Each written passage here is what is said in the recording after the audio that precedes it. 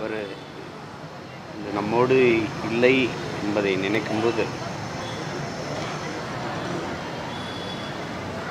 மிகுந்த மன வலியாக இருக்கிறது. பல நினைவுகள், அவரோடு நாங்கள் நெருங்கி பழகிய காலங்கள், ஒரு 100 ஆண்டு கால வரலாறு.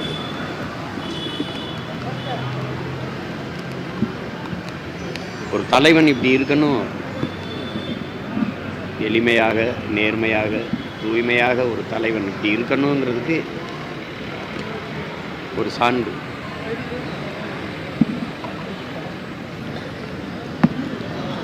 அவரை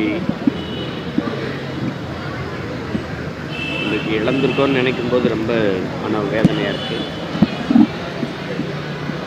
ஐயா நல்லக்கண்ணு அவர்களை இழந்திருக்கிற குடும்பத்தார், அவரை அன்பு கொண்டு நேசித்த தமிழ் சமூகம், அவர் சார்ந்திருந்த இந்திய கம்யூனிஸ்ட் கட்சியினுடைய தோழர்கள் எல்லோருக்கும் என்னுடைய ஆறுதல். மகத்தான தலைவனுக்கு என்னுடைய புகழ் வணக்கத்தை செலுத்துகிறேன்.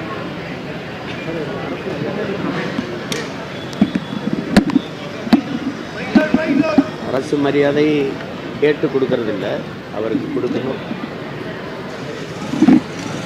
தன் உடலை கூட கொடையாக கொடுத்துருக்கிறார் அந்த மருத்துவமனைக்கு. செய்வாங்கன்னு நினைக்கிறேன்.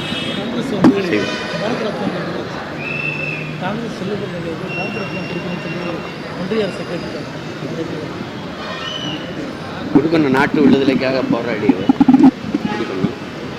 அவங்க செய்வாங்களான்னு தெரியல. என்ன அவங்களுக்கு தெரியும், எங்கள் பாட்டை நாட்டு விடுதலைக்கு செக்குழுத்தவனுக்கே கொடுக்கல.